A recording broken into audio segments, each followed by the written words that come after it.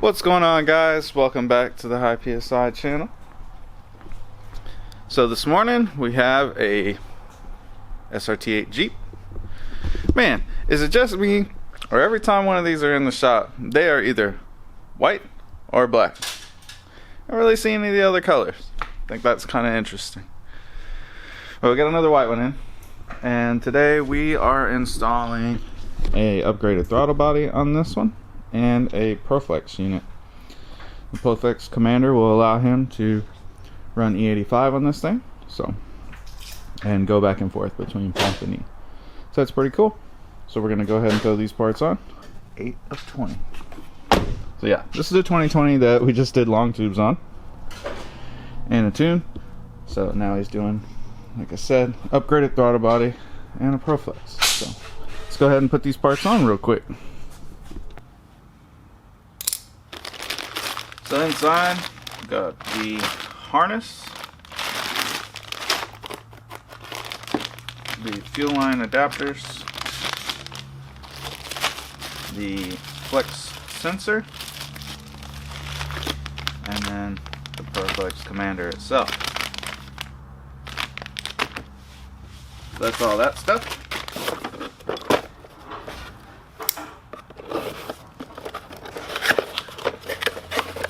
Our throttle body adapter and gaskets.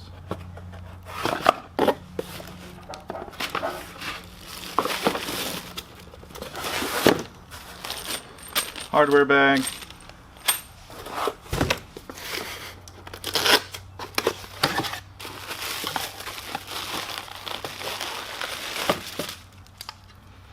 And throttle body.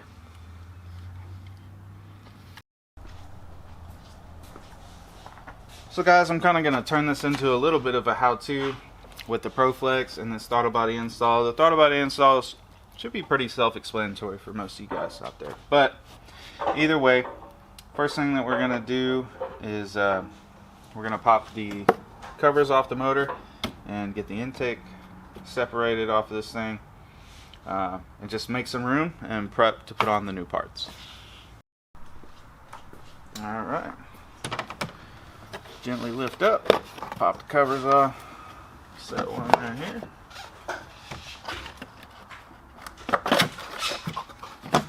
Set the other one right here. Get our 8mm.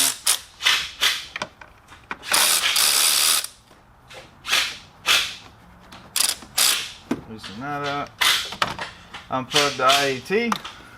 Unplug breather hose off the intake, and then we should be able to kind of rotate this a little bit out the way, and we'll just let that sit right there. Shouldn't be too much in the way. Pop back and push in to release the release on the throttle body, and then we've got 4 8mm bolts holding the stock throttle body on.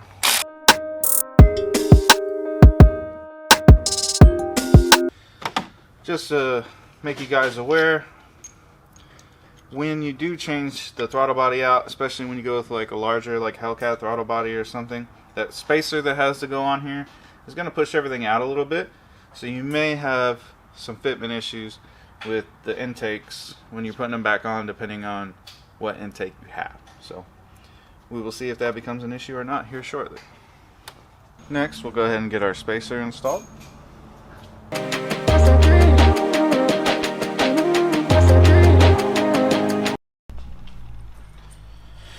Then we're going to get our hardware together, put our flat washers and our new throttle body, and go ahead and get that bolted on.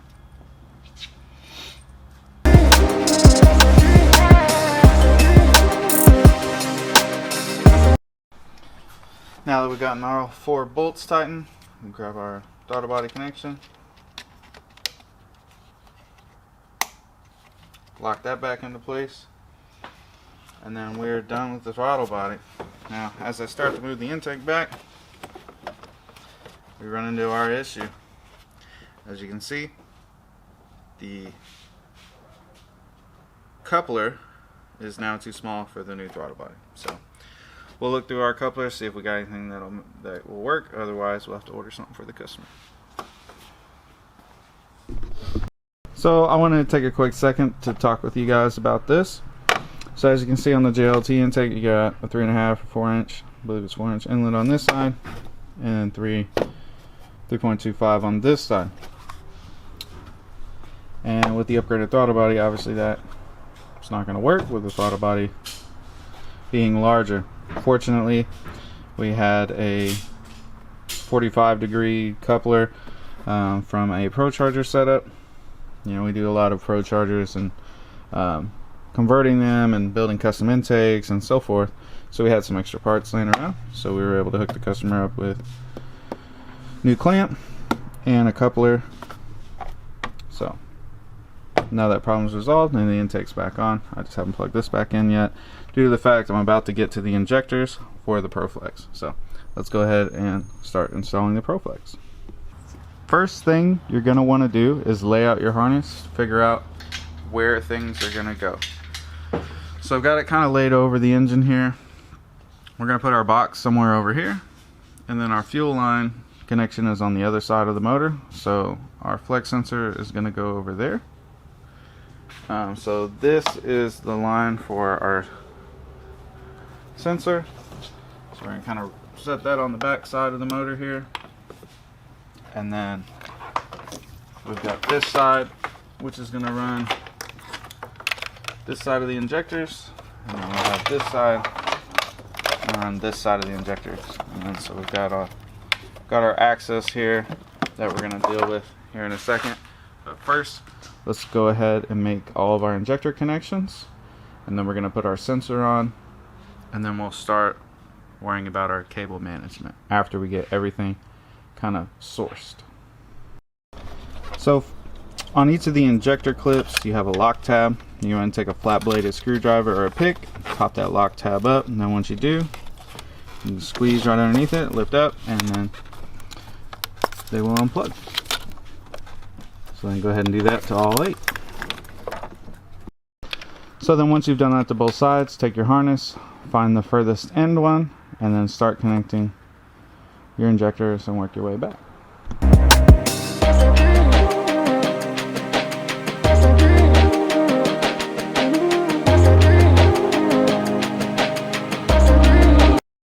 Now when it comes to disconnecting your fuel line, there's a couple of different ways you can go about it. You can look up on your particular vehicle which relay is for the fuel pump, pull it, turn the engine over, it'll fire up and run, and then eventually die, and that will bleed off the fuel pressure in the system.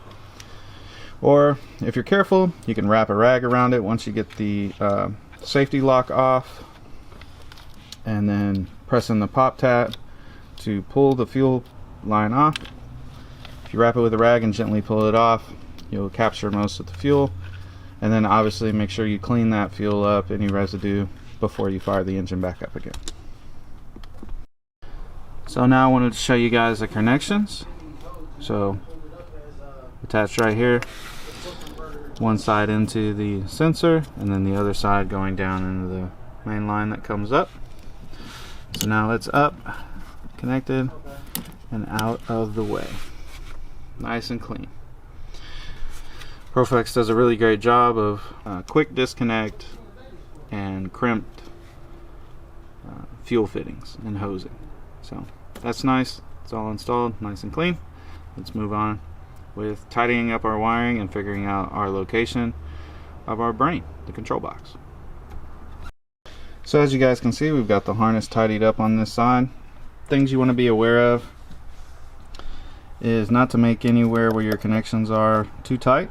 Make sure they have a little bit of wiggle room. And then the actual boards here, the circuit boards in between, you don't want to zip tie directly on top of them, bend them in any way. You know, you want to tie this stuff down, but you see I can still move the wires. You don't want anything too snug or too tight. You just want it all cleaned up, so that way your covers can fit back on and it's like you were never in there. So as you can see, we got our covers back on, did our cable management, a few zip ties, a little custom zip tie there to hold it up, and then we ran it Fortunately there was some OEM little capture for the harness. We were able to open that up and put the wiring through there, make it nice and clean. Left a little extra slack here, and then we 3M'd the 3M adhesive that's provided on the back of the control box, 3M that to the battery box. We left some extra slack in the cable there so the battery box can be opened and used to get in there without unplugging the unit. But as you can see, super clean install. Looks great, and that is going to wrap up the Proflex Commander install on the 2020 Jeep SRT8. So let's fire this joker up.